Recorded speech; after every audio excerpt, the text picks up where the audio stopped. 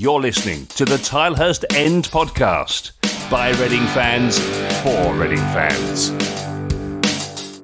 Hello and welcome to a very unique and hopefully, in that sense, one-off Reading FC Tilehurst End Podcast with your host Marc Mayo, who is joined this week by Alan West. Westy, how is it going, mate? I thought it was a very sort of clear statement, I suppose, very matter-of-fact statement. When I text you on, I think it's Friday, saying, are you free on Monday for a show? And you text me back saying, there's no game, mate. Which I was like, yep, that's absolutely correct. Yeah, I wasn't aware if you knew, that was all. I was just going to do a podcast about nothing. But as it turns out, we are going to do a podcast about nothing to a certain extent. Yeah, well, I thought really it was just important for us to have a sort of spring hibernation podcast and just to sort of say, obviously, what's going on from a Reading perspective and how it might affect the team, just in case. I'm not going to start going over the whole sort of situation globally, as we all kind of know that and probably are sick of hearing it. And also, I am very interested to hear from the people who listen to this podcast and the people who read the website what sort of content you want out of us over the coming weeks and months, whether you're interested at all in anything Reading FC based, and whether, what sort of form you want that content to take, because obviously the podcast, unless we have a reason to do one or we think of a reason to do one, will effectively go on hiatus. And the website as well will find whatever we can do to write about. But I must say personally, I don't really want to just fill it with history-based things. I quite like it to be a bit more unique, perhaps a bit more off the wall. So if anyone, please get on the Rattler on the tilehurstend@gmail.com and on Facebook and Twitter, and let us know what you can think of for us to do. We'll certainly be thinking about what to do. And for now, Westy, let's just have a little chat really then about mainly what the season potentially being cancelled as it stands would mean for Reading. If I was to tell you at the start of the season, Reading would finish 14th, not too far off the playoffs, not too far off the relegation zone either. Generally speaking, I think we'd have been pretty happy with that.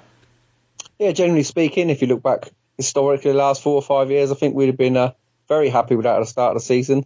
It's like anything, though, as you get there, you want more, don't you? It's the same in life, As you get to a certain level, you want more. And I think there's more to come. I've said it before on the times I've been on the show, that I think more to come from Reading. I've been infused as the season's gone on as to what Reading could potentially achieve over the next 2 or 3 seasons. And I don't see that changing at the moment.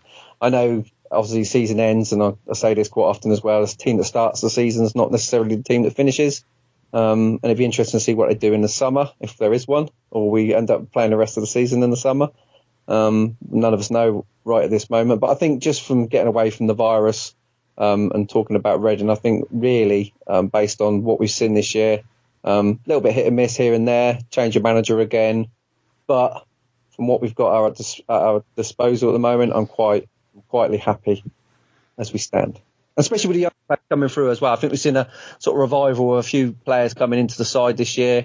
I think you could say maybe Rinnemoto's had a slight step back, but I think Pele's had a lot to do with that. I think he'd have played a lot more games if it wasn't for him sort of coming into form over the last 2 or 3 months. But yeah, there's plenty to be infused about. The youth players look good when they've come into the side, and I think players like McIntyre could end up being sort of captain in 3 or 4 years, because he looks like he's already ready for Championship football.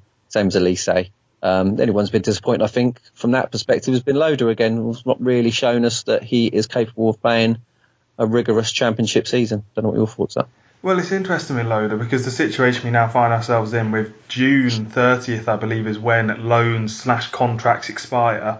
Reading can get through to the end of the season without the loan players we have. There's no doubt about that. But in terms of the more practical sense of the contracts, Danny Loader being out of contract at the end of the season, you have to say, if he's going to make big demands or whatever because of the sort of profile and stature that he's built out for himself, there's no reason for Reading to really pull the moon around sort of thing to get him on that new contract, because Loader this season just hasn't really done. I still don't know what sort of striker he is really.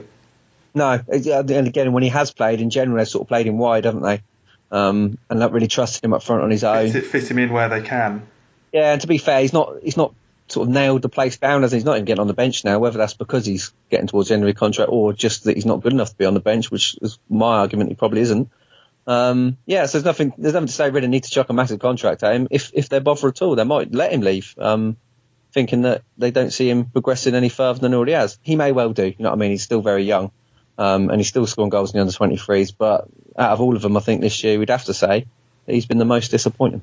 Yeah, well, he if he does leave on a free, Reading would be entitled to some sort of compensation. Don't expect too much out of that, though, and potentially, I'm pretty sure those compensations do include the old sell-on clause, which is probably the thing that Reading are most interested in. Should he go on and make a name like he has the potential to do. In terms of positives, let's talk about a potential player of the season. If the season ended now, then Westy. I'm loath to do it, but I think John Swift for me is the standout name at the moment. He remains a slightly inconsistent player, but I still think, I remember I wrote at the start of the season, he's the most important player for Reading, because when he's on song, when he's moving the ball around freely, when he gets stuck in and is a confident player, he has been, the most instrumental, I think, in Reading winning games. Yeah, I think it's been the best season he's had, for definite. I think probably a lot of that's due to the fact he hasn't had the injury problems he's had throughout other seasons. I know he's missed a few games, but in general he's played regularly, as regularly as you can anyhow, playing Championship football, but he has played regularly. And I think the introduction of the players around him has certainly helped as well. I think for good players to flourish, in general, they need to have a solid base behind them and, players around them that can sort of help them play their game. And I think he's had that in Ajaria and Pele and Rinomota. I think that has been a benefit to him. But he took more responsibility this year. I've sort of moaned about Swift down the years that he's had the ability, but he hasn't always had the aptitude or the want and the will to sort of introduce himself into the games and to try and dictate them. Whereas this year he certainly has. I wouldn't say always, but in general he's been a lot better. And he has, I think he's probably one of the, in Championship wise anyhow, most assists in the Championship. Must be in the top 5 or 6, I'd have thought. Certainly the top in our team, from what I can imagine or what I've seen. So he's been much better. And again, he's still a very young player and there's still much more to come from him. All round, I think he's been very good. I also think the goalkeeper, we've been very lucky. Lucky or unlucky, depends how you want to look at it. That when we had Al Habsi, obviously he used to keep us in a lot of games. And I think Raphael's done very similar this year. He's kept us in games. He's made big saves at important times, just more recently against Barnsley, which could have gone either way if he wouldn't have made them 2 saves just for half time. So it's a benefit to have a good, strong goalkeeper. We had it last year with Martinez at the back end of the season, and I think that's been a problem area for us in recruiting decent goalkeepers to keep for certain. And if he is our goalkeeper, so for the next 2 or 3 seasons, I think you're fairly confident that you've got a good goalkeeper behind a back 4, back 5 that's certainly been improving over the course of the season and evolving as well. I mean, the American's come in now, hasn't he, from the Wilderness. Really, he was injured and then we didn't see a lot of him. And Moore, who's obviously been a mainstay, has been sat on the bench. So that's good because that means there's competition for places and you've got players that can come in and take places and stay there. And they'll know that as well from people that sat on the bench. If I come in and play well, I can play every week. And that's what the manager's done. I think that's a good move because nobody should be certain of their play. No, it has felt for a while like Liam Moore does. I remember going well back, actually but I still remember one of my earliest thoughts as a kid is, this might sound a bit harsh to someone who's a bit more involved or a bit more intelligent at the time, but when I was a kid and we were watching I think it was like the sort of 03-04 sort of team, I remember Ricky Newman, the sort of anchor man, utility man midfielder, I remember remarking, thinking he just has to turn up every week and he gets on the bench because we got no one else.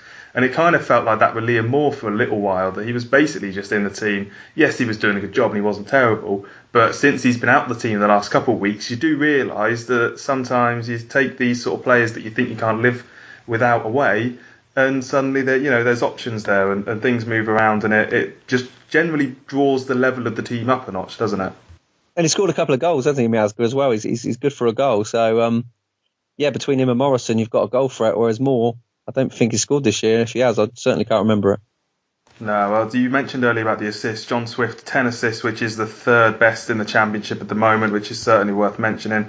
Raphael as well, I think, is a really decent shout for the spring player of the season, in effect. With you notice the world of difference, don't you, when from Virginia, the Everton youngster we bought in, effectively I'm sure we didn't pay for him at all, just brought him in, gave him some time, gave him a go. Everton rate him, he's been on their bench under Ancelotti, but he's not ready yet. and the mistakes he was making. You go to then a player like Raphael, who I think has become more confident in terms of his communication over the season. I've noticed a couple times earlier on when players would give him an earful for not giving the shout, but since then you just detect a general level of confidence. And if players don't think that, an absolute howler is going to be made, then that translates in their sort of their ability and their focus in itself. And I would actually say my last point on Raphael, you think about the goalkeepers we've had before, Alex McCarthy, Federici and Al Habsi, probably the three best we've seen. All of them had that absolute howler in them. 2 or 3 times a year, they would just drop the ball. And it would, Federici in particular, we can all remember how that sort of panned out. I don't really feel like that with Raphael. I feel like he does, touch wood, get a really good solid base of just not conceding howlers. Now, also, making a point there of Raphael, is also what I like about Raphael, and there's been a couple of times in this season where it's happened, where he's come out and he's really give his defenders an earful, Gunter being one of them not so long ago.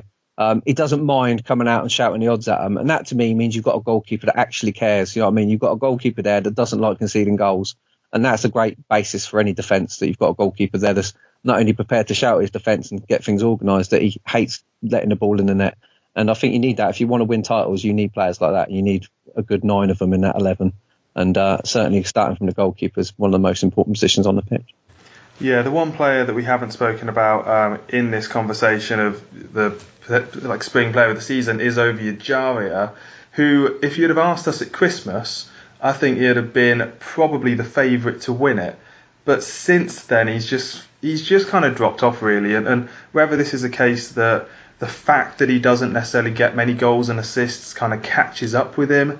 You need to, especially to stay in people's minds, you do need to get those sort of big moments in games. Is it that, you can also say that he's not played necessarily so much as he has this season to such a high level, and maybe it's taken its toll. What do you put it sort of notice out of him this season? Because for me, I've noticed certainly the last few months a bit of a drop-off. Yeah, definitely. It's been a slight drop-off, I'd have said. He has been sort of moved out sort of more wide on occasions in more recent matches. Maybe that's had an effect. But I think with him and Elise, actually, funny enough, is they are very similar in the fact that they tend to hold the ball just that little bit too long. From a player that, like you said, hasn't played many games, he's had a full season now under his belt and sort of half a season last year.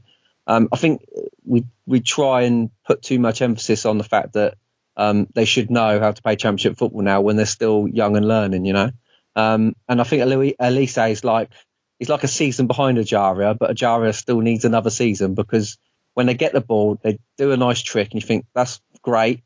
Now you've beat 2 men. Now you need to release it and use your legs, get on the run, get in front of yourself. Whereas they tend to sort of try and beat the third one, then sort of get crowded out and end up losing the ball.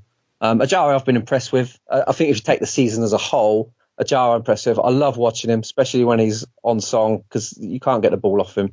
It's just that little decision making that makes a good player a great player, and I think that's not there just yet. And I think if you look at Elise, you're seeing a player that's another year behind that, where he just tends to keep the ball a little bit too long when really he should be releasing it and getting on the move.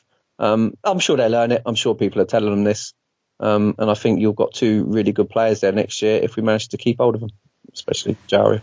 Yeah, the idea with Ejaria was that we do have a sort of permanent sort of purchase clause, which I'd still to this day don't see any reason why we wouldn't take. I think you have. Well, don't you? I mean, I wouldn't want to see him go somewhere else. I wouldn't want to see him turn up in the Championship at another team next year, because I think that as the years go by, he will get better and better. And I think he's a definite for a Premier League player in the making. And that makes him an asset, doesn't it, in terms of just pure business sense? Yeah, business sense. You're stupid to let him go, really, if you've got that option. I think there's 3 million has been quoted about, and in today's market, 3 million is peanuts, isn't it? Yeah, absolutely. And I think it's just a case of hopefully him, maybe, the break will do him some good and everything. Just a quick word before I let you go then, Westy. In terms of, football coming back, are you an advocate of potentially cancelling the season now, or were you someone who is, no matter what, let's get the season done and dusted, and then, it's football, we can work it out sort of thing? I was seriously gutted this week that the game was called off. for selfish reasons, because it's sort of, it gets to the end of the week and you actually look forward to it, don't you? And it was my birthday on Sunday, so I had all my boys were coming down from Plymouth to watch the game, so I bought tickets. I was all excited about coming down, and then to cancel it that late was like, oh, okay, well, we'll try and find something else to do. So I said, I wonder if Reading City are playing, because I don't live too far away from their home ground. And when I looked at that was cancelled as well. So it's a bit of a damp weekend for us, really. But I think you have to finish the season one way or another. In what form? Again, only time will tell.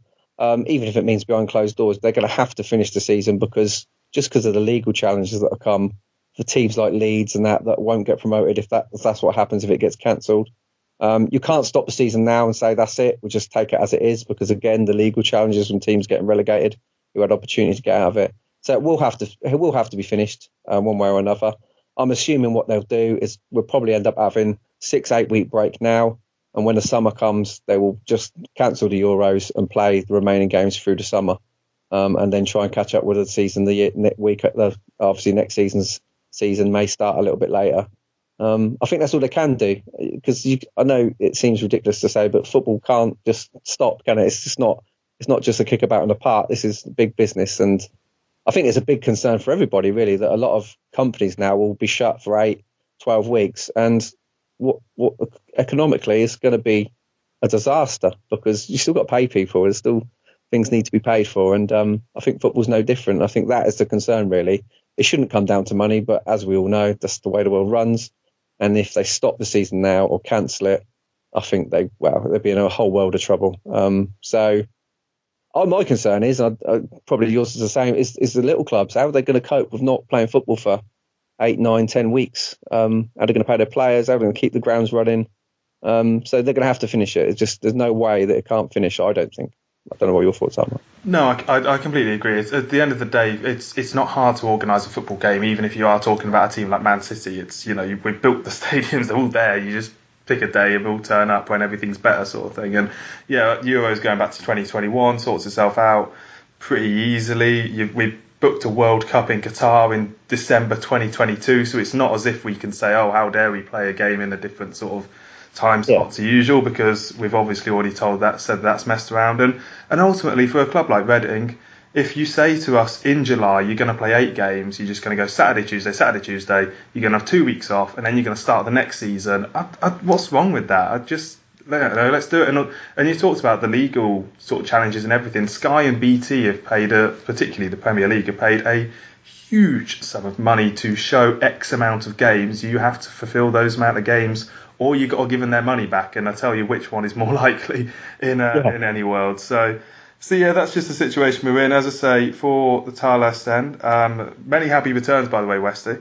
Thank you very much. You're certainly not the only person who's not been able to go to the Stoke game in those sort of circumstances, because we'll be talking in a couple of minutes' time to Al Cousins, who is a Reading fan, born in Tilehurst, but currently, or for the last couple of decades, living out in the United States in New Jersey. So I spoke to him on the phone because he was going to be coming over to the Stoke game, his first game, he reckons, in about 20 years. He was going to be coming over, seeing all his family and going around the UK a bit. Obviously cancelled, so a very tricky situation for him. So I called up with him, which we'll go into in a second. That leaves me. Westy, thank you very much for popping by. Yeah, we couldn't do it in the same studio, so obviously, because that's the rules at the moment. So we've kept myself apart, mate. So we should be okay for a little while. Yeah, go and give your phone a good wipe down at the end of this, and hopefully we'll be chatting soon. Yeah, no, hopefully we'll be chatting soon. I love it, absolutely love it. Thank you for your time more than anything. No, that's absolutely fine. I've got somewhat more of it at the moment. So as we start working from home and all that sort of stuff, so we'll see how that goes. But yeah, let's jump in now and go into my chat with Al Cousins, the Reading fan, who sadly wasn't able to be in Berkshire this weekend. Keep up to date with all things Reading FC. Follow the Tilehurst End on Facebook and Twitter.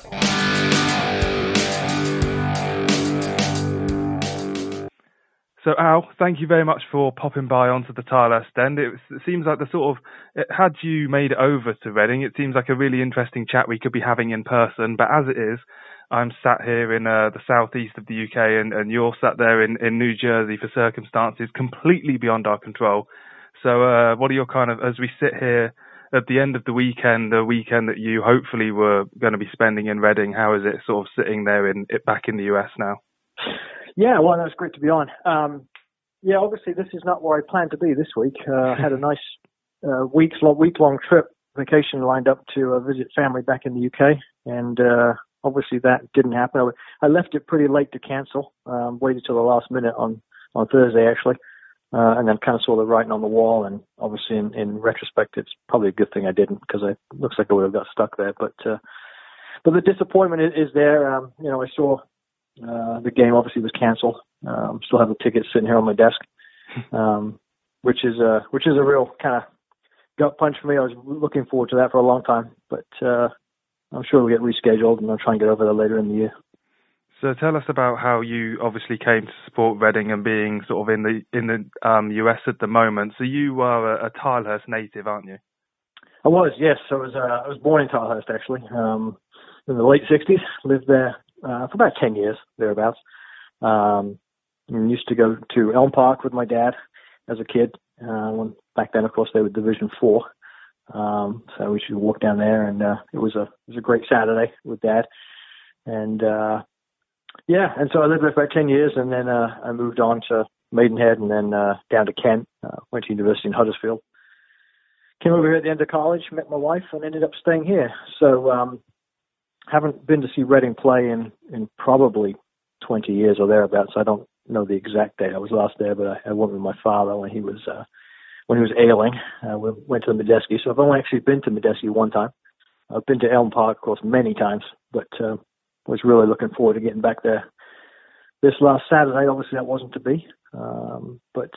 Hopefully in the future they'll honor the tickets. I haven't heard from them, but I'm sure they'll do something with them. So we'll try and get back there later. It probably won't be this season. Now, at this point, it will probably be the new season in the fall or autumn, I should say.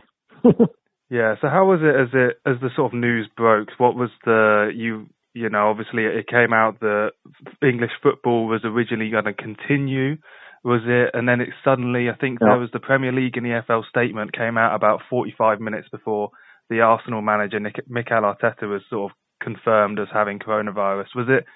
Did you feel like when that statement first came out, it was like, yes, all systems go, or were you still a bit sort of, hesitant?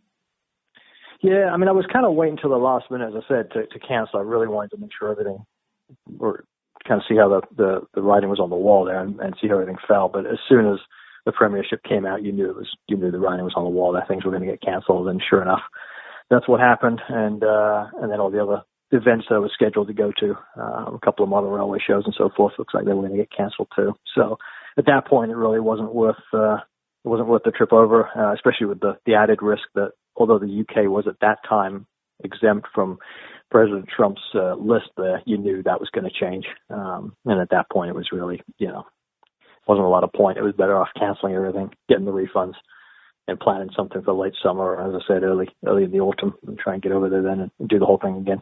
So That's the plan at this point.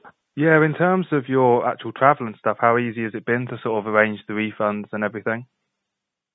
It's been great. I tell you, what's been really hard is actually I'd had a couple of trips, as I said, up to York and to go to the Railway Museum and some stuff with my nephews. And I guess since I've left the UK now, of course, the railways are all deregulated, and dealing with each individual train company is a lot harder than it would have been just to call British Rail and cancel everything. Back then, of course, you could just show up and get on a train, and now you have to book specific trains and tickets. And I was surprised because I haven't done that before from the States, and I was surprised how complicated that is for somebody who hasn't lived there in a good while. But I tell you, the technology, just changing tack for a second there, the technology this season, the last couple of seasons, I've really been grateful for the iFollow app. That has really changed the game for us folks living outside of the country, being able to watch every game. Or I shouldn't say every game, most games. There's a few that are blacked out, but most games you can watch from overseas, which is fantastic. And in the last couple of years now, they've added the BBC Radio Berkshire commentary, which has just made all the difference in the world. It's fantastic, so worth every penny. Yeah, I was going to ask about how it must be as a fan abroad, and Reading doesn't have too many fans abroad. Certainly, most of them are expats. And as what sort of go-tos do you have to keep on top of the club? How sort of invested do you find yourself as the season goes on and everything? Yeah, there's obviously the technology these days is very different. So there's I think the social media is obviously big, Facebook and and so forth. So you can follow the club on that, and of course they have the iFollow app keeps you up to date on that stuff too. There's also a Facebook group for Reading fans in the USA, believe it or not. But it's not particularly active. I don't see a lot of posts from that one, but there are a bunch of Reading fans in the USA. So it's mostly social media these days is how you keep up, and it's a very big difference from I remember being back in Huddersfield back in college, and you would just be buying the Sunday newspaper and scrolling down to the sports section, looking at the table and the scores and getting the update that way. And of course these days it's instant, which has been great. Yeah, it must be a completely sort of different emphasis. How, out of interest, how do you how have you found this season then as a fan, and how the team is doing? Have you been, with the cup run that we've sort of been having? I suppose the evening kickoffs have probably been quite convenient for watching out from the East Coast. The cup run is sidetrack for a second. The cup run has been hard to watch. You have to subscribe to ESPN Plus over here to get that. Okay. They don't show those on iFollow. So I have done that. I've been able to watch the game. It's disappointing when we lost last week, 2 weeks ago now, I guess. But yeah, it's been an interesting season. I think I didn't expect a lot more from this season. I think if you ask most people, we would have been happy to finish mid-table. Looks like hopefully that's where we'll end up, certainly out of the relegation zone, which is pretty much all you can ask for. I kind of looked at this year as almost a rebuilding year for the team, kind of get the players consolidated, used to playing with each other, and build that for next year. I think as much as I was disappointed a few years ago when we lost to Huddersfield and didn't get promoted to the Premiership, I think we would have been right back down again. It would have been another, you get up there and then you lose most of your games, and next season you're right back down struggling again. I don't think we were ready for that. Not sure about Mark Bowen. I have to say, he seems like he has good weeks and bad weeks, and you never can tell which Mark Bowen's going to show up. Yeah, well, that obviously the Wigan game is now going to be for the foreseeable future going to be one of our most recent games, and how we can collapse 1 week and then the next week be back on form and pretty decent, I suppose is a bit of a theme that we've had to deal with over the last few years. And I suppose in terms of looking back over the last sort of 4 or 5 years, how have you found the club? Because a lot of fans, obviously, particularly in Reading, attendances have generally been falling. We've not really had an inspiring season. So have you found that it is a bit different being abroad when those sort of seasons peter out? Yeah, I mean, there's definitely the fact that you want to get down there, right? You want to get to the stadium. You want to support the team. You can't do that from here. It's and especially with the financial crunch that we've got going on there still, it'd be nice to be able to demonstrate some support, and it's hard for us to do that from abroad. I think the team, the frustration I have for the team is, and go back to your point about which team shows up on a week to week basis. I forget which game it was a few weeks ago. I should know this. We were losing towards the end, and a couple of defenders. It was a meaningless goal at the end. I forget who the defenders were. Just walking back towards the goal. Oh, that was the Wigan game, wasn't it? The third goal for Wigan. Who were the two players? I think it's Liam Moore and maybe Omar Richards. That drove me nuts. And I'm looking at that going, look, I know you're down. I know you're going to lose this game. It doesn't make any difference. But come on. Maximum effort for 90 minutes, and that comes from the manager. And that was frustrating, and you can see that, especially that's another difference. When you're at the stadium, you can be yelling, screaming, and shouting. It's hard to do that when you're in your living room and the kids are next door. Yeah, but it's probably not even that. I don't know what time exactly it would have been, but it probably wouldn't have been a late evening. So people at 5 o'clock in the afternoon saying, "Why is that man shouting at his TV?" That doesn't quite work so well, does it? Well, it's not, and that's another somewhat annoying piece about watching from abroad, of course, is that with the time difference, most of the games are on at 10 o'clock in the morning on a Saturday. You grew up with a 3 o'clock in the afternoon, Saturday afternoons, football. And now you've got to kind of rearrange your day. And it means your Saturday mornings are gone most weeks, because I try and watch every game.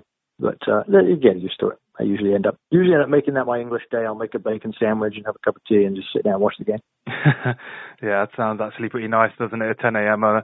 For a nice away game or something that you're not going to make it to otherwise. I suppose the question then really that I have to ask is that have you thought about, is there a time that you've sort of thought is when you're going to be able to rearrange this? Is there a sort of optimism that you have, or quite pessimistic that you'll be able to get over in the next sort of few months or even years? Yeah, like I said, I don't think it's going to be this season. I think this thing is going to be around for some months yet, and certainly here we've kind of gone into lockdown mode. The schools are out, kids are out of school for the next 2 weeks at least. The grocery stores are stripped. Everyone's kind of staying home, keeping themselves to themselves. People are working remotely. I'm blessed that I'm able to do that. I can work from my basement office here. And so we're going to reevaluate in 2 weeks. But what's likely going to happen, I mean, this thing is not going away in 2 weeks. And the question is what happens then. So certainly from a planning long-term travel perspective, I'm not pulling the trigger on any flights just yet. My hope is that this thing peaks in the next month or so and then starts to subside. And by the end of the summer, I'll be able to, reschedule the trip and get over there and maybe see one of the first games of the new season, depending on what the EFL does. My fear, though, is that they're going to end up having to cancel the season, which I know nobody's really talking about that yet, but I absolutely see that as a possibility just because, as I said, this thing is not going away. The difference in 2 weeks is probably going to be minimal, if not worse, honestly. And so it wouldn't surprise me at all if we had to end up canceling the rest of the season and starting again in the fall and autumn. Yeah, well, that's something that I'm personally really hoping we don't have to do. It depends with the sort of Euro 2020 and obviously the World Cup in 2022, which is also kind of a bit of a weird time. I think that's in this sort of November, December time. So all sorts of weird sort of fixture things are going to have to happen at some point over the next couple of years and few months. So I must say that when you do finally, hopefully come over, we would absolutely love to hear from you and hopefully come and find out what game you're going over to and hear from how you find it and everything, because it's been a very interesting perspective having a chat with you. So thank you very much for coming on. No, hey, you're welcome. Absolute pleasure. I forgot to mention when you were asking me earlier how I keep in touch. Obviously, the Tilehurst End has been huge for me. I think the articles that you post on Facebook are extremely well researched, and really enjoy reading those. Oh, well, thank you very much for that, and thank you very much for chatting to us. Al, then, straight out of New Jersey, sadly, not in Reading this week, and obviously with no game to go to, I don't really blame you for staying put. No, you're welcome. Thank you. You're listening to the Tilehurst End Podcast, by Reading fans, for Reading fans. Well, thank you very much to Al for popping on and telling us his story. And if you were listening to that and thinking, I know someone who's done, a similar situation, or someone who's been similarly stuck, or if you're a Reading fan abroad and you're finding it a particularly interesting scenario, please do be in touch with the Tilehurst End, because we always like to be the sort of by fans, for fans. And if you're a fan with an interesting story out there, we would absolutely love to hear that. And just to reiterate earlier, the sort of call out for ideas and everything like that, it's basically our job, obviously, or certainly for Patreon subscribers and ZCD who sponsor us, it's our job in that sense to come up with content, but we are always open for people's ideas. And if you think that's what I want to listen to, if you decide that you don't want to listen to anything Reading based over the next few weeks, do let us know, and we'll take it all into account and try and guide our ship based on what you want. We're not here to tell you what to listen to. We're here to do you a service, in effect. We certainly wouldn't be here without you listeners. So we always very much appreciate in these sort of times, the sort of mutual relationship that we have. And just to update on a couple of other things, from what I understand, everyone, if you want to get a refund for the Stoke game and everything, from what I understand, the club is doing that without any hesitation, and the Star Hall of Fame event that was meant to be later this month has obviously been postponed. We will keep you abreast as to hopefully that being re-announced. Obviously, you can basically do that sort of thing whenever, hopefully. And really, I suppose this is a sort of goodbye for now, in the sense that the hiatus is going to be beginning. Once again, thank you to everyone who has continued to listen to the show throughout the season. I certainly don't expect the season to be over now, but for now, the podcast, we won't be having a show unless we have a good reason to do one. So thank you again to the Patreon subscribers who were instrumental in helping me be able to afford Cool America for our cousins, and also for ZCZ Films, our sponsors, who we will certainly try and honour sort of our agreement with everything there, and make sure that we have enough content going out over the next few weeks and months. And Reading FC will hopefully be returning, this sort of thing. Hopefully, when it blows over and everything, we can get back to some sort of normality. And who knows, maybe we're in for a few dreary weeks, and then maybe July, sort of June, July sort of time, we can enter into what might well be classed as an absolute summer bonanza of football, which maybe we'll be very much enjoying when it comes about. Until then, however, we are left with a somewhat solemn but nonetheless enthusiastic "Come on, you R's." Be loud and be proud and back the boys and make some noise. Come on, you R's! Shout out to this week's podcast sponsor, ZCZ Films, showing that age is no barrier to being a hula hoop.